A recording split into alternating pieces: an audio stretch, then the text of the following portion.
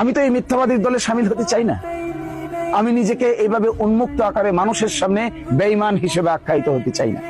আমি ভোট চাওয়া লোক না, আমি ভোট চাইবো না, ভোট আমার কাজও না। এগুলো আপনাদের কাজ, কারে দিবেন কিভাবে করবেন নিজেরা ঠিক করেন।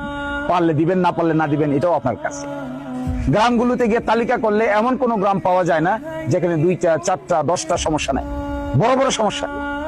গ্রামগুলোতে গেলে এমন জায়গায় দেখা যায় যে এমনও গ্রাম আছে যেখানে 10টা 12টা গ্রাম মিললেও একটা শ্মশান নাই। এরকমও গ্রাম আছে যেখানে 10টা 12টা গ্রাম মিললে একটা ছায়া মন্দির নাই। এরকমও গ্রাম আছে যেখানে কয়েক গ্রাম মিলে একটা কবরস্থান নাই।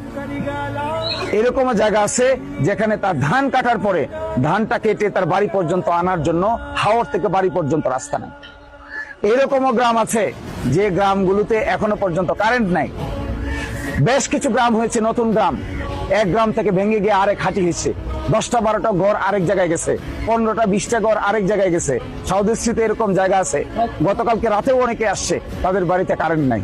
কারণ তারা নতুন করে এক গ্রাম থেকে ছেড়ে গিয়ে 8টা 10টা 20টা বাড়ি আলাদা করে গ্রাম গঠন করার চেষ্টা করছে, কিন্তু সেগুলোতে এখনো কারেন্ট যায় না, ইলেকট্রিসিটি কানেকশন লাগে নাই। তাদের ছেলেরা মেয়েরা অন্ধকারে জীবনযাপন করে, কুপি বাতিতে পড়ে। এখনো এত সমস্যার সবকিছু নিজের ঘাড়ে নিয়ে পথ চলা যে কত কঠিন হবে, এটাই আমি বারবার নিজেকে প্রশ্ন করি। আর